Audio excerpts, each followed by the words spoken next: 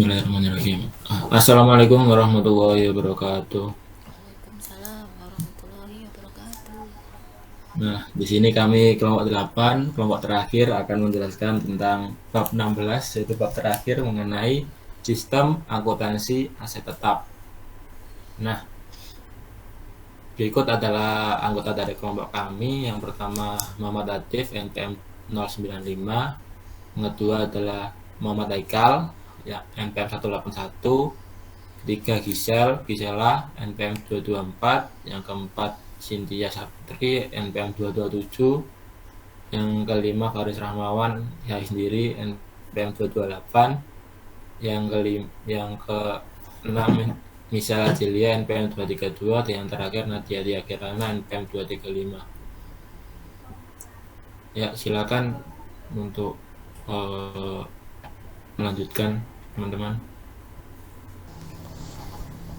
Untuk materi yang pertama yaitu definisi sistem akuntansi aset tetap. Next. Aset tetap adalah kekayaan perusahaan yang memiliki wujud dikuasai dan bernilai cukup material dan memiliki masa ekonomis lebih dari 1 tahun diperoleh perusahaan pada masa lalu untuk melaksanakan kegiatan operasi perusahaan tetapi bukan untuk dijual. Nah, karena aset tetap memiliki wujud, maka seringkali juga disebut aktiva tetap atau tangible asset. Next. Karakteristik aset tetap. Yang pertama, frekuensi transaksi yang mengubah aset tetap relatif sedikit dibanding aset lancar, namun umumnya menyangkut nilai investasi yang besar. Kedua, pengendalian aset tetap sudah dimulai saat perencanaan, pengadaan atau perolehan aset tetap. Yang ketiga, transaksinya memerlukan persetujuan atau otorisasi pimpinan entitas. Bisa juga berupa RUPS jika bentuknya PT. Yang keempat, pengeluaran yang terkait dengan aset tetap dibedakan menjadi 2 macam, yaitu pengeluaran pendapatan dan pengeluaran modal. Next. Penggolongan aset tetap.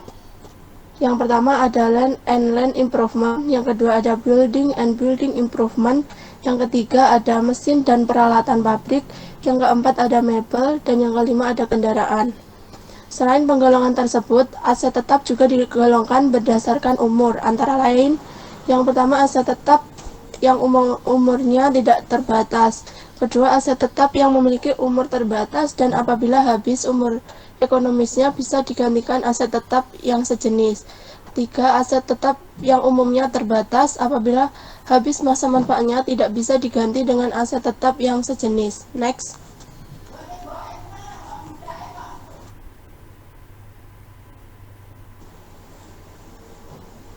Nilai aset tetap dapat bertambah atau berkurang selama periode penggunaannya. Nah, apa saja transaksi yang mengubah nilai aset tetap? Next.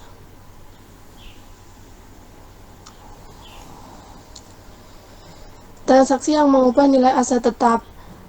Ada beberapa transaksi yang mengubah rekening aset tetap.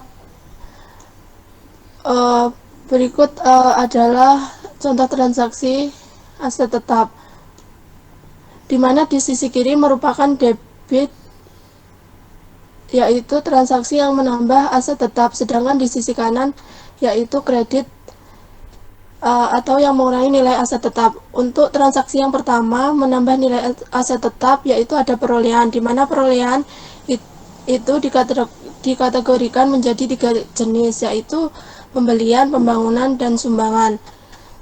Transaksi yang kedua pengeluaran modal, dan transaksi yang ketiga revaluasi dan juga pertukaran. Untuk transaksi yang mengurangi nilai aset tetap adalah penghentian pemakaian, penjualan, dan juga pertukaran. Untuk transaksi yang kedua yaitu akumulasi penyusutan aset tetap. Berikut merupakan transaksi yang mengubah rekening akumulasi penyusutan aset tetap. Akumulasi penyusutan aset tetap bersaldo normal kredit, yang artinya ketika ada transaksi penyusutan, maka nilai akumulasi penyusutan aset tetap bertambah. Sedangkan sifat transaksinya adalah penghentian, pemakaian, penjualan, ataupun pertukaran. Ketiga transaksi ini akan mengurangi nilai dari akumulasi penyusutan aset tetap. Next.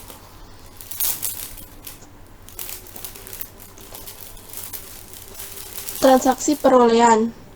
Jika aset tetap tersebut diperoleh dengan cara membeli, maka jurnalnya adalah aset tetap pada bukti kas keluar yang akan dibayar. Namun, jika aset tetap tersebut diperoleh dengan cara membangun sendiri, yaitu dengan berupa pengeluaran kas, maka jurnalnya aset tetap dalam konstruksi pada bukti kas keluar yang akan dibayar. Jika aset tetap diperoleh dari pembangunan sendiri, pengeluaran modal yang berupa pemakaian persediaan, distribusi gaji, dan upah, maka jurnalnya yaitu aset tetap dalam konstruksi pada persediaan suku cadang, gaji dan upah, dan biaya overhead pabrik. Jika aset tetap diperoleh dari sumbangan, maka jurnalnya yaitu aset tetap pada modal sumbangan. Next.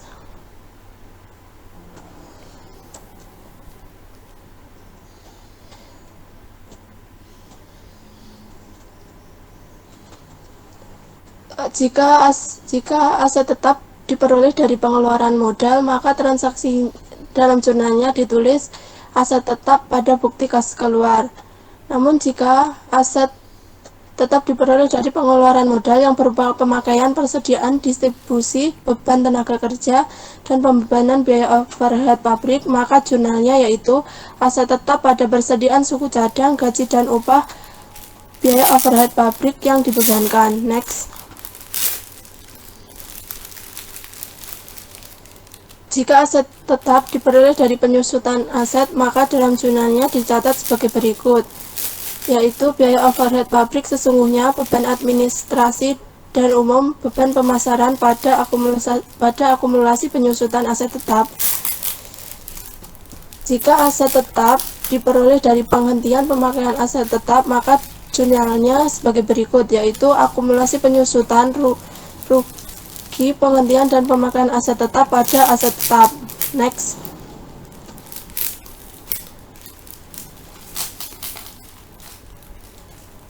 Transaksi reparasi dan pemeliharaan aset. Jika aset tetap diperoleh dari reparasi dan pemeliharaan aset tetap yang merupakan pengeluaran pendapatan, maka dicatat dalam jurnal sebagai berikut, yaitu beban reparasi dan pemeliharaan pada bukti kas keluar yang akan dibayar.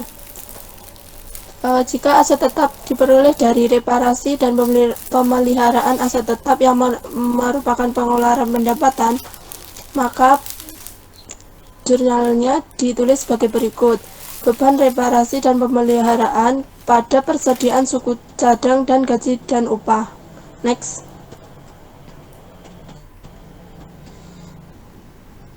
Selanjutnya adalah manajemen aset tetap. Yang pertama ada menempatkan aset tetap di tangan fungsi pemakaian aset tetap. Yang kedua memberi otorisasi penghentian pemakaian aset tetap. Yang ketiga memberikan otorisasi pemindahan aset tetap dari fungsi satu ke fungsi lainnya. Yang keempat memberikan otorisasi pengiriman aset tetap ke pihak luar untuk keperluan reparasi. Next. Selanjutnya adalah struktur aset tetap. Kode aset tetap itu terdiri dari beberapa angka, di mana angka-angka tersebut melambangkan aset tetap. Yang pertama yaitu ada golongan aset tetap, jenis aset tetap, tahun perolehan, fungsi, lokasi, dan portability. Portability ini adalah mudah atau tidaknya suatu aset itu dapat dipindahkan. Next. Selanjutnya akan dilanjutkan oleh rekan saya. Nah, seperti yang disebutkan pada struktur tadi, yang pertama adalah jenis aset tetap. Tiap golongan aset tetap dapat dirinci lebih lanjut masing-masing menjadi 99 jenis. Contoh, mesin peralatan kantor dirinci menjadi jenis aset tetap berikut, yaitu 1 mesin ketik manual, 2 mesin ketik elektronik, 3 mesin potong kertas, 4 mesin penghancur kertas, 5 mesin fotokopi, 6 mesin cetak komputer, dan 7 dan lain seterusnya. Next. Tahun perolehan. Tahun perolehan aset tetap diambil 2 angka terakhir yang dicantumkan dalam kode aset tetap. Misalnya mesin fotokopi yang sebelumnya diperoleh pada tahun 1992, pada angka yang keempat dan kelima dalam kode aset tetap dicantumkan angka 92. Kode tahun perolehan ini akan dengan cepat memberikan informasi umur aset tetap sampai dengan saat tertentu. Fungsi. Kode fungsi memudahkan pembebanan penyusutan aset tetap ke dalam biaya produksi, beban administrasi dan umum, dan beban pemasaran. Karena dalam perusahaan manufaktur ada 3 fungsi pokok, maka kode fungsi ini disusun sebagai berikut, yaitu jika 1 adalah produksi, 2 adalah administrasi dan umum, 3 adalah pemasaran. Next. Lokasi. Lokasi dapat dirinci menjadi serangkaian angka, yaitu yang pertama menunjukkan daerah. Daerah adalah seperti kota dan lain-lain. Seperti itu. Yang dalam contoh adalah 6 set angka, yaitu 1 adalah daerah, angka kedua adalah gedung, angka 45 adalah lantai, dan 56 adalah nomor kamar. Dan berikutnya adalah portability. Portability aset tetap digolongkan menurut kemudahan dan dapat atau tidaknya aset tetap tersebut dipindahkan dari satu tempat ke tempat yang lain. Digolongkan sebagai berikut. 1 adalah portable, yaitu dapat dibawa dengan tangan manusia. 2 adalah movable, dapat dipindahkan dengan bantuan peralatan. Dan 3 adalah fixture atau melekat pada aset tetap lainnya, atau hampir tidak dapat dipindahkan. Next. Nah, berdasarkan struktur kode aset tetap sebelumnya, contohnya adalah sebuah mesin fotokopi akan diberi kode sebagai berikut: 405 strip 2 strip 3 strip 420806 strip 2. Makna kode tersebut adalah 405 mesin dan peralatan kantor fotokopi, 92 tahun perolehannya 1992, 3 adalah fungsi pemasaran, 420806, lokasi daerah adalah 4, misalnya adalah Surabaya, gedungnya gedung 2, lantai 8, dan kamar 06. Dan 2 artinya dapat dipindahkan dengan bantuan alat. Next. Dokumen. Next. Itu adalah contoh dokumen yang digunakan untuk meminta persetujuan pelaksanaan investasi dalam aset tetap. Diisi oleh fungsi yang mengusulkan perolehan aset tetap, dan setelah diotorisasi oleh direktur fungsi yang bersangkutan, dimintakan persetujuan dari direktur utama. Surat permintaan otorisasi investasi menyebutkan nomor surat permintaannya, nomor otorisasi, tanggal otorisasi, otorisatornya siapa, tanggal, lokasi, dan departemen yang meminta, jumlah taksiran investasinya berapa, penjelasan investasinya untuk apa, taksiran investasi, biaya dan jumlah sebelumnya dirinci, dan alasan pengajuan permintaan. Data tambahan yang dapat dirinci adalah tarif hasil investasi, jangka waktu untuk dapat pengembalian investasinya, dan data yang dirinci adalah jenisnya, keterangan, biaya bahan, biaya suku cadang, biaya overhead, biaya jasa untuk yang dimasukkan dalam investasinya, distribusi akuntansi menurut jenisnya, disetujui oleh siapa, disetujui oleh bagian, dan tanda tangan oleh bagian anggaran, departemen teknik, direktur utama, dan yang mengajukan oleh bagian, departemen, dan direkturnya siapa. Next.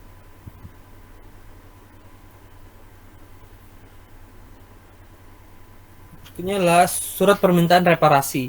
Dokumen ini berfungsi sebagai perintah dilakukannya reparasi untuk melakukan pengeluaran modal. Seperti sebelumnya, surat permintaan otorisasi reparasi memerlukan nomor suratnya, nomor otorisasinya, tanggal otorisasi, dan otorisatornya, tanggal, lokasi, dan departemen divisi yang meminta dijelaskan, dan jumlah biaya taksirannya dijelaskan biaya bahan baku, suku cadang, tenaga kerja, overhead, jasa luar, dan jumlahnya.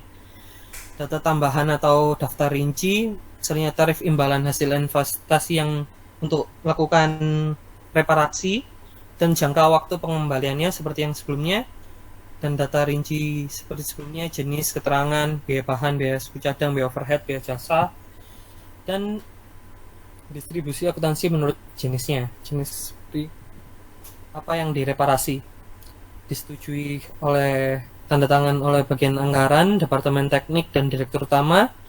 Diajukannya diminta oleh bagiannya, pemimpin bagiannya siapa, departemen, dan direkturnya. Next.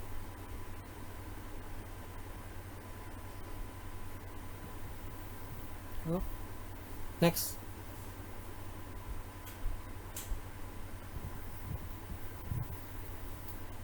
Surat permintaan transfer aset sebelumnya. Maaf. Surat permintaan transfer aset tetap. Surat permintaan dan pemberian otorisasi transfer aset tetap, yaitu ada bagian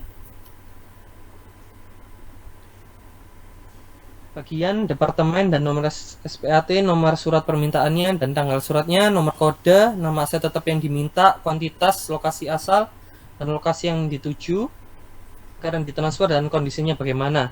Penjelasan rincian kenapa transfer tersebut dilakukan, tanda tangan direktur utama, tanda tangan bagian aset tetap, tanda tangan departemen, dan bagian. Berikutnya saya akan melanjutkan oleh teman saya.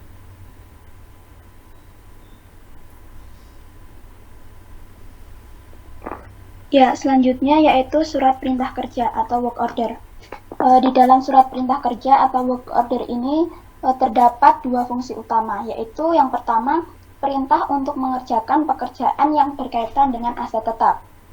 Pekerjaan yang berkaitan dengan aset tetap ini misalnya pemasangan aset tetap yang dibeli dan juga pembongkaran aset tetap yang dihentikan pemakainya.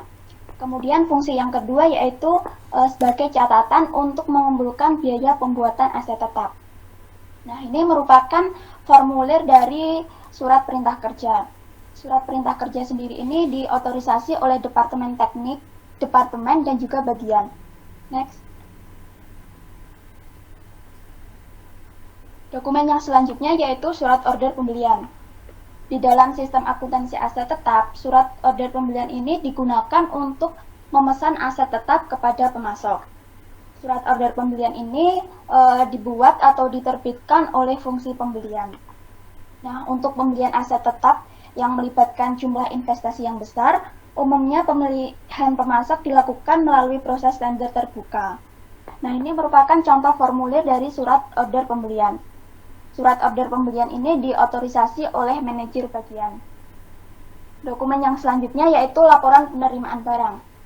Laporan penerimaan barang ini dibuat oleh fungsi penerimaan. Lalu kapan sih laporan penerimaan barang ini dibuat? Ya, laporan penerimaan barang ini dibuat oleh fungsi penerimaan setelah fungsi penerimaan ini melakukan pemeriksaan terhadap aset tetap yang diterima dari pemasok. Pemeriksaan ini mengenai pemeriksaan kuantitas aset tetap, kemudian mutu aset tetap, dan juga spesifikasi aset tetap. Next. Yang selanjutnya adalah daftar penyusutan aset tetap. Daftar penyusutan aset tetap ini biasanya berisi mengenai jumlah beban penyusutan aset tetap yang dibebankan kepada perusahaan pada periode tertentu. Daftar penyusutan aset tetap digunakan sebagai dasar untuk membuat bukti memorial, yaitu untuk pencatatan beban penyusutan yang dibebankan kepada perusahaan pada periode tertentu.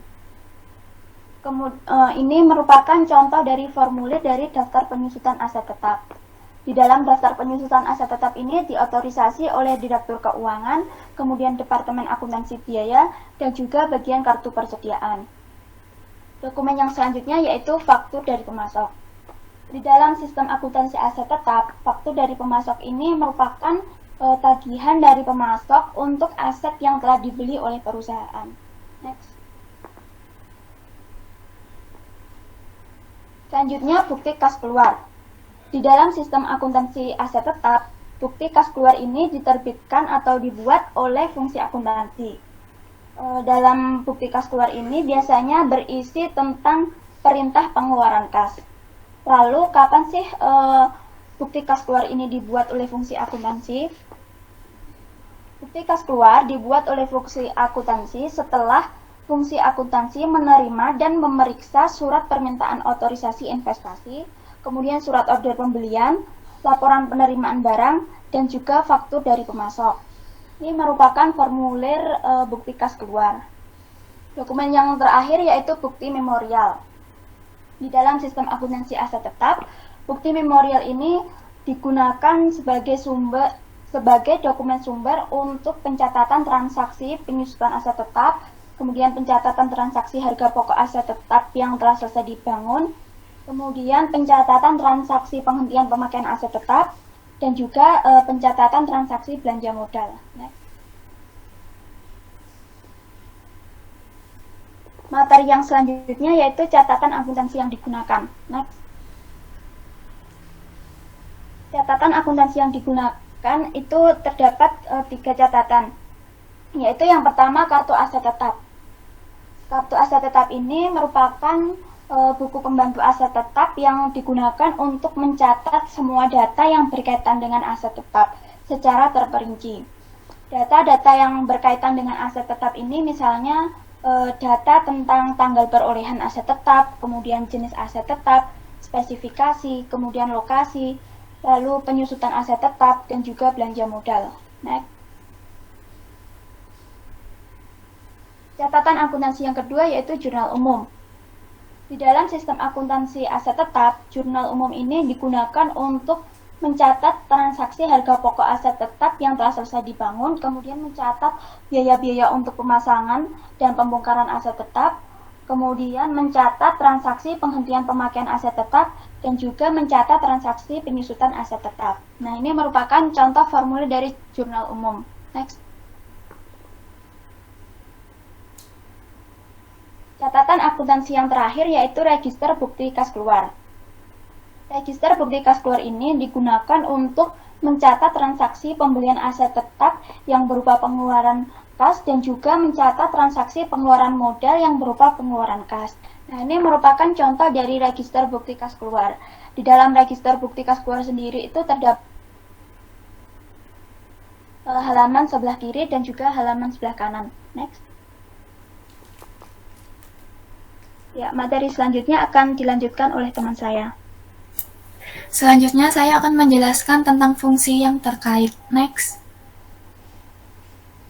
Fungsi yang terkait sendiri terdapat dari 8 fungsi. Yang pertama adalah fungsi pemakai. Fungsi ini bertanggung jawab untuk mengajukan usulan investasi dan surat otorisasi investasi untuk mencapai perolehan aset tetap yang telah disetujui oleh rapat umum pemegang saham.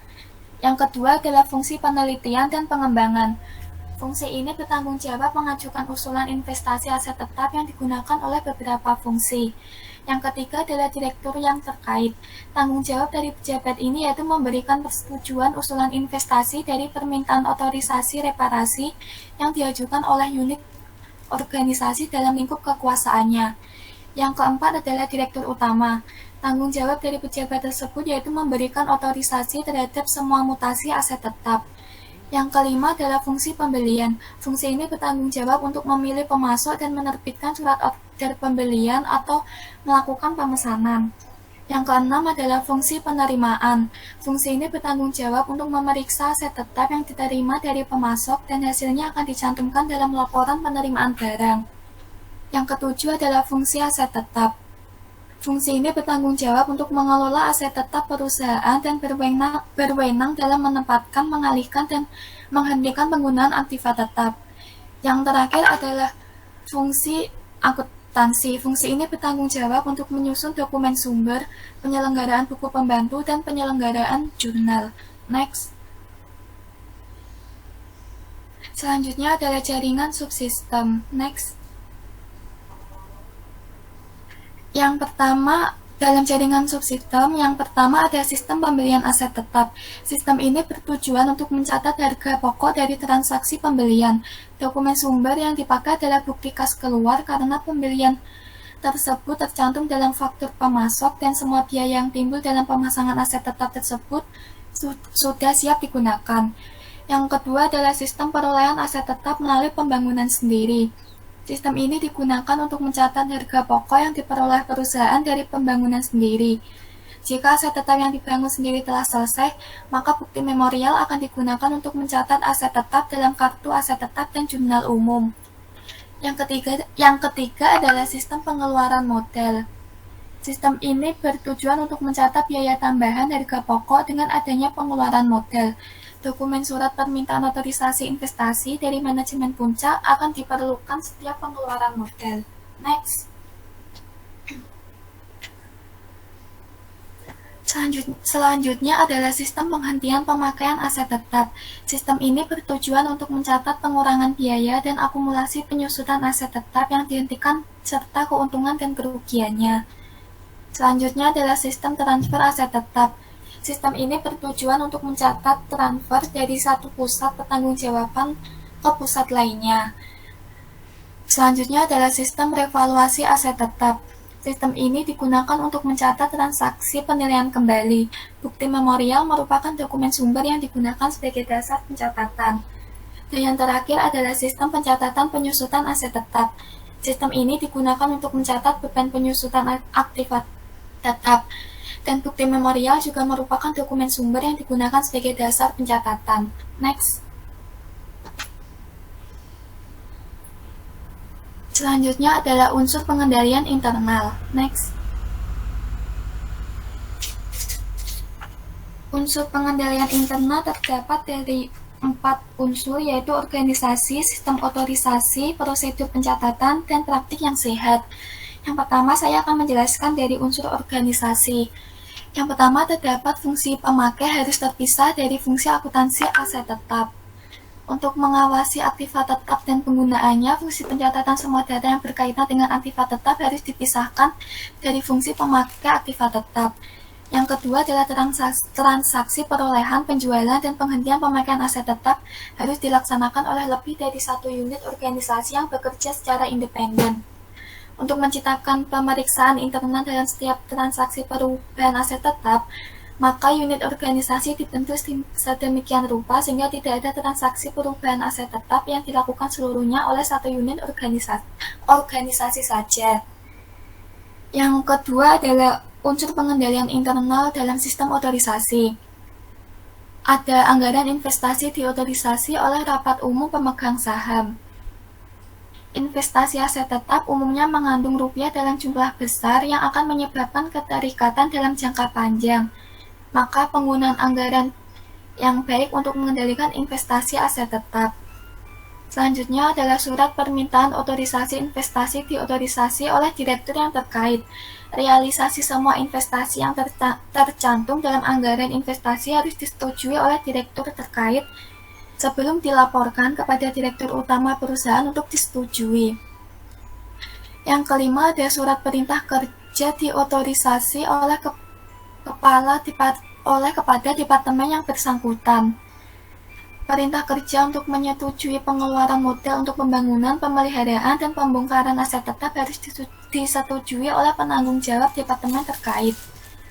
Yang keenam adalah surat order pembelian diotorisasi oleh pejabat yang berwenang. Jika harga beli aset tetap tinggi, maka otorisasi surat order pembelian berada di tangan direktur utama. Yang ketujuh adalah laporan penerimaan barang diotorisasi oleh fungsi penerimaan. Laporan penerimaan barang dikirim oleh pemasok yang berisi persetujuan untuk menerima aset tetap harus diotorisasi oleh fungsi penerimaan. Yang kedelapan adalah bukti kas keluar diotorisasi oleh fungsi akuntansi. Bukti kas keluar yang berisi persetujuan pelaksanaan pengeluaran kas untuk membayar pembelian aktiva tetap harus disahkan oleh direktur utama. Dan yang kesembilan adalah bukti memorial diotorisasi oleh fungsi akuntansi. Bukti memorial yang berisi persetujuan dilaksanakannya updating terhadap kartu aset tetap dan jurnal umum harus diotorisasi oleh kepala fungsi akuntansi. Next.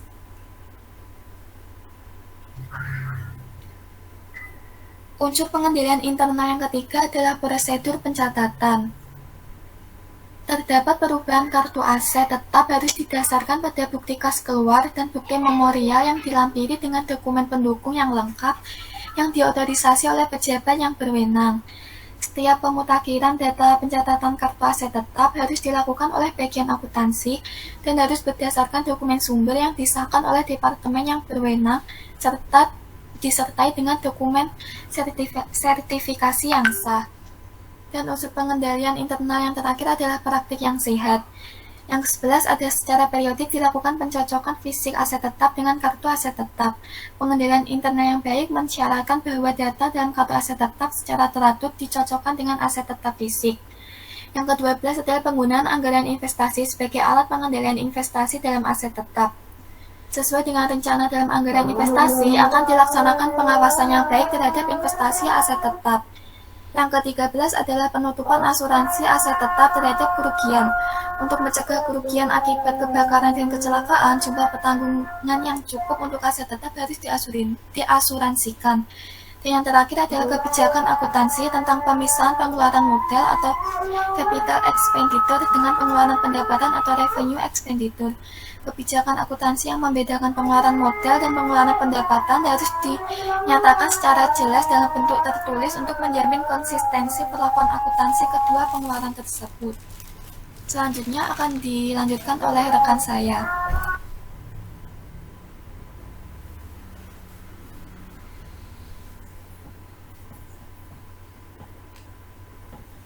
Oke. Yang selanjutnya adalah bagian alir dokumen jaringan prosedur yang membentuk sistem akuntansi aset tetap. Nah, sistem pembelian aset tetap. Nah, di sini dalam sistem pembelian memerlukan otorisasi dari direksi. Nah, yang dimaksud otorisasi di sini, seorang direktur utama harus melakukan otorisasi antara barang yang akan dibeli dengan kebutuhan perusahaan beserta kemampuan perusahaan secara finansial untuk membeli barang tersebut. Setelah itu setelah sudah disetujui, maka akan lanjut ke pembelian aset, dan setelah barang diterima, aset itu akan diatur ke tangan-tangan fungsi yang membutuhkan barang tersebut. Jadi setelah barang itu diterima, misal barang tersebut adalah mobil, akan diserahkan ke fungsi-fungsi yang membutuhkan.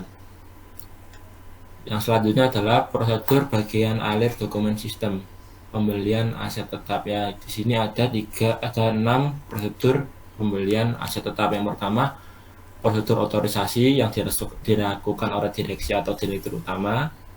Yang kedua adalah prosedur penawaran harga dan pemilihan pemasok yang dilakukan oleh fungsi pembelian. Prosedur order pembelian yang dilakukan fungsi pembelian. Prosedur penerimaan barang yang dilakukan fungsi penerimaan, prosedur penempatan aset yang fungsi aset tetap yang menempatkan aset yang sudah dibeli tadi ke fungsi-fungsi yang membutuhkan. Yang kelima, prosedur pencatatan harga pokok aset tetap. Nah, ini adalah flowchart sistem pembelian aset tetap. Nah, kita mulai. Ada pembuatan surat permintaan otorisasi investasi yang menghasilkan dokumen surat permintaan otorisasi investasi. Nah, di bagian memerlukan aset tetap ini nantinya akan menerima 4 dokumen. Yang pertama, surat permintaan otorisasi investasi, surat order pembelian, laporan penerimaan barang, surat penempatan aset tetap. Nah, di laporan penerimaan barang ini ada diterima bersama dengan aset tetap. Jadi setelah aset tetap itu diterima dan akan diarsipkan Yang selanjutnya ada direktur utama. Jadi direktur utama fungsinya ini adalah untuk mengotorisasi atau melakukan penimbangan atas pembelian aset tersebut. Nah, bagian pembelian dari surat permintaan otorisasi investasi akan dibuat permintaan penawaran harga yang menghasilkan dokumen surat permintaan penawaran harga dan dikirim pemasok. Setelah diterima dari pemasok, ada surat penawaran harga, jadi harga penawaran dari pemasok itu.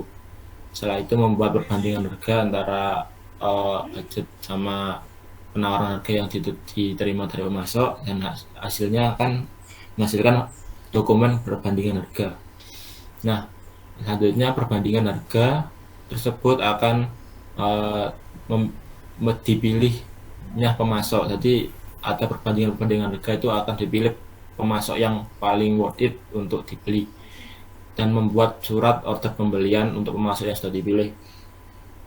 Nah, akan membuat dokumen surat order pembelian 7 rangkap, SPP surat permintaan pembelian, SPA surat penawaran harga dan perbandingan harga tersebut, dan akan diarsipkan menurut tanggal dan abjad. Selanjutnya, laporan penerimaan barang yang sudah diterima akan dicatat pada tanggal penerimaan pada SOP lembar ke-6 dan 7.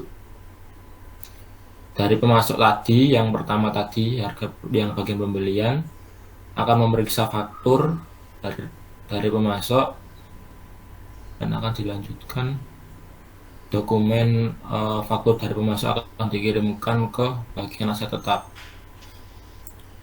Yang selanjutnya adalah bagian penerimaan SOP dan surat pengantar dari pemasok akan diperiksa berdasarkan barang yang diterima. Selanjutnya membuat laporan penerimaan barang yang akan menghasilkan dokumen laporan penerimaan barang 3 rangkap dan SOP dan SP, dan akan diarsipkan menurut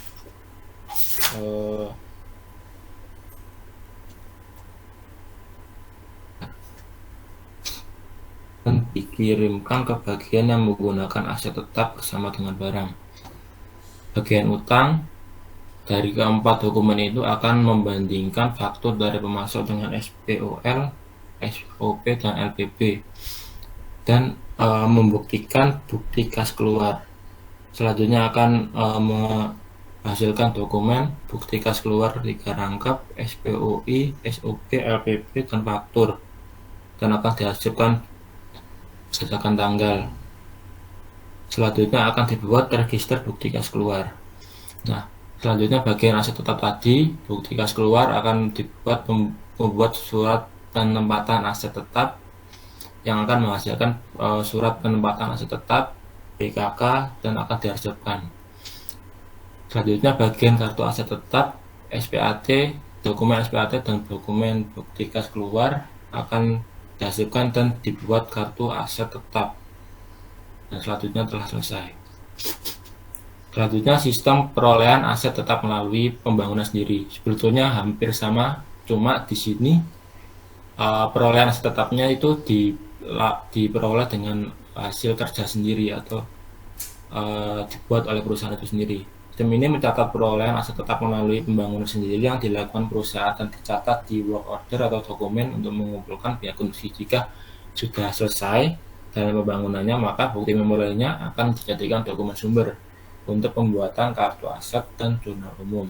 Nah, di sini ada 6 prosedur. Yang pertama tentu saja otorisasi investasi dari direksi, 2 perintah kerja, ketiga pelaksanaan pembangunan aset, keempat penerimaan barang, penempatan aset tetap, dan pencatatan harga pokok aset tetap.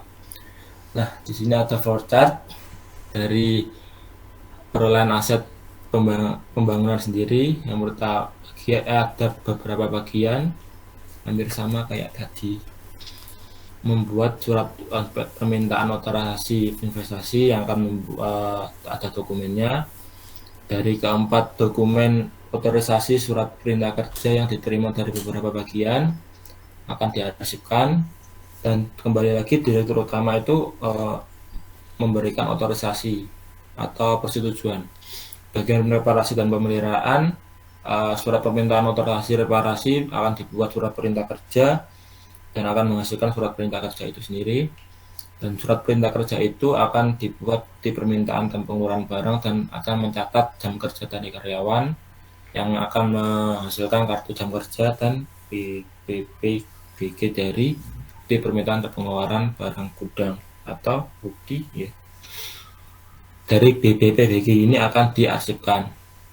Selanjutnya membuat laporan proyek selesai, yaitu akan menghasilkan dokumen laporan proyek selesai 3 rangkap. Selanjutnya bagian gudang BPBG akan diisi kuantitas suku cadang yang diserahkan. Setelah itu akan dihasilkan dan dibuat kartu gudangnya. Bagian gaji dan upah. Dokumen kartu jam kerja akan dibuat daftar upah dan rekap daftar upah yang akan menghasilkan dokumen daftar upah dan RDO atau rekap daftar upah. Bagian jurnal dari BPPBG, RDO dan bukti memorial akan dibuat jurnal umum dan khusus bukti memorial akan diarsipkan.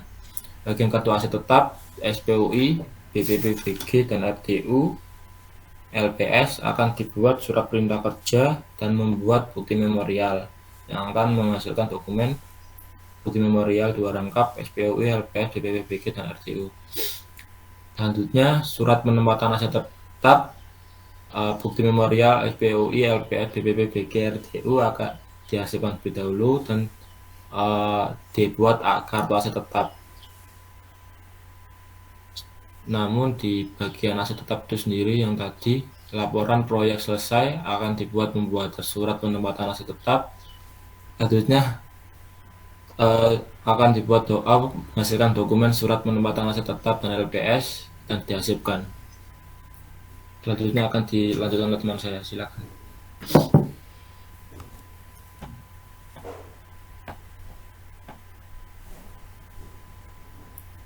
Baik. Jaringan subsistem selanjutnya yaitu sistem pengeluaran modal. Sistem ini berfungsi mencatat tambahan harga pokok tetap dengan adanya pengeluaran modal.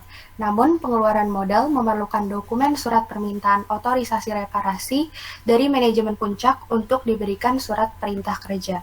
Dan pencatatan biaya untuk work order dilakukan menurut nomor surat perintah kerja yang bersangkutan. Next.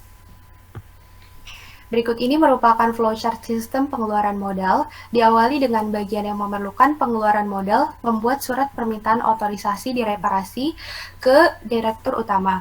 Direktur Utama lalu memberikan otorisasi atas surat permintaan tersebut, dan kemudian surat permintaan otorisasi yang telah diotorisasi tersebut pada dokumen ketiganya diteruskan ke bagian kartu aset tetap.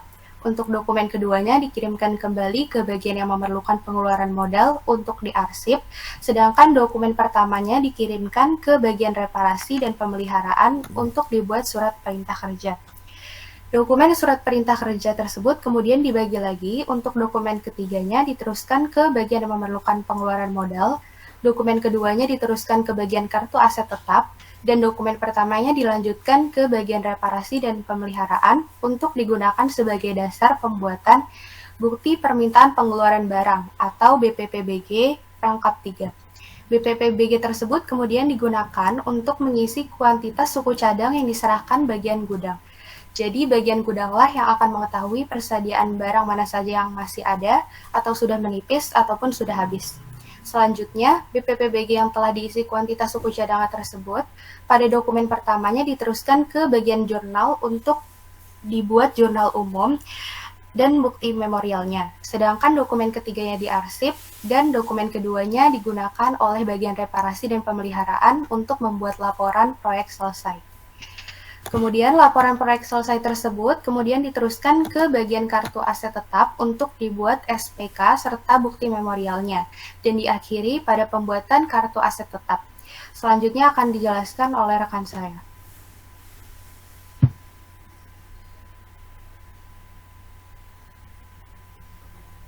Baik, selanjutnya adalah sistem penghentian aset tetap. Sistem ini mencatat pengurangan harga pokok aktiva tetap dan akumulasi depresiasi aktiva tetap yang dihentikan pemakaiannya, dan laba atau rugi yang ditimbulkan. Di bawah ini adalah bagian alir penghentian pemakaian aset tetap. Dimulai dari bagian yang menggunakan aset tetap. Bagian ini membuat surat permintaan penghentian pemakaian aktiva tetap atau SPPAT. SPPAT ini akan dibuat sebanyak 3 rangkap dan akan dilanjutkan kepada bagian direktur utama untuk membuat otorisasi. Setelah diotorisasi, rangkap pertama akan diberikan kepada bagian kartu aset tetap. Rangkap kedua akan diberikan kepada bagian aset tetap, dan rangkap ketiga akan diberikan kepada bagian yang menggunakan aset tetap. Setelah diterima oleh bagian yang menggunakan aset tetap dan bagian aset tetap, SPPAT akan diarsipkan sesuai nomor. Sementara pada bagian kartu aset tetap, SPPAT akan digunakan untuk membuat bukti memorial. Kemudian, bukti memorial dan SPPAT akan digunakan untuk membuat catatan di kartu aset tetap. Selanjutnya, bukti memorial dan SPPAT akan diteruskan ke bagian jurnal untuk pembuatan jurnal umum. Setelah itu, SPPAT dan bukti memorial akan diarsipkan. Sistem penghentian pemakaian aktiva telah selesai. Next. Sistem transfer aset tetap. Sistem ini dirancang untuk mencatat transfer aset tetap dari satu pusat pertanggungjawaban ke pusat pertanggungjawaban yang lain. Dokumen sumber yang digunakan adalah surat permintaan aset tetap. Sistem transfer aset tetap ini dimulai pada bagian asal aset tetap. Pada bagian asal aset tetap akan membuat surat permintaan transfer aset tetap atau SPTAT. SPTAT ini akan dibuat sebanyak 3 rangkap, untuk selanjutnya disalurkan kepada direktur utama untuk diotorisasi. Setelah diotorisasi, SPTAT ini akan disalurkan lagi kepada bagian asal aset tetap. Setelah SPTAT diterima oleh bagian asal aset tetap, rangkap pertama dari SPTAT akan diberikan kepada bagian kartu aset tetap yang akan dijadikan acuan dalam membuat kartu aset tetap. Selanjutnya SPTAT tadi akan diarsip. Untuk SPTAT rangkap 2 akan disalurkan kepada bagian aset tetap untuk diarsipkan. Untuk SPTAT rangkap 3 disalurkan kepada bagian yang dituju untuk diarsipkan. Tahapan ini telah selesai. Next. Sistem revaluasi aset tetap dirancang untuk mencatat transaksi revaluasi atau penilaian kembali aset tetap. Dokumen sumber yang digunakan adalah bukti memorial. Diagram alir pada sistem revaluasi aset tetap ini diawali pada bagian direktur utama. Direktur utama akan membuat surat keputusan revaluasi aset tetap atau SKRAT. Dokumen SKRAT ini akan diteruskan pada bagian kartu aset tetap yang akan dijadikan panduan untuk membuat bukti memorial. Selanjutnya akan menghasilkan 2 dokumen, yaitu bukti memorial dan SKRAT. Bukti memorial dan SKRAT ini akan dijadikan panduan dalam mencatat kartu aset tetap. Setelah itu, SKRAT dan bukti memorial akan diteruskan kepada bagian jurnal. SKRAT ini dan bukti memorial akan dicatat oleh bagian jurnal untuk membuat jurnal umum. Setelah itu, SKRAT dan bukti memorial akan diarsipkan permanen sesuai nomor. Sistem revaluasi selesai. Next. Sistem depresiasi aset tetap dirancang untuk mencatat biaya penyusutan aset tetap. Dokumen yang digunakan adalah bukti memorial. Bagian alir pada sistem pencatatan penyusutan aset tetap ini diawali pada bagian kartu aset tetap. Bagian kartu aset tetap akan membuat penyusutan aset tetap atau DDAT. Dokumen ini akan digunakan untuk membuat bukti memorial. Selanjutnya akan dihasilkan 2 dokumen, yaitu dokumen bukti memorial dan DDAT. 2 dokumen ini akan digunakan oleh bagian kartu aset tetap untuk membuat kartu aset tetap. Selanjutnya, bukti memorial dan DDAT ini akan disalurkan kepada bagian jurnal. Oleh bagian jurnal, DDAT dan bukti memorial ini akan digunakan untuk membuat jurnal umum. Setelah itu, 2 dokumen ini akan diarsipkan. Tahapan dalam sistem pencatatan penyusutan aset selesai.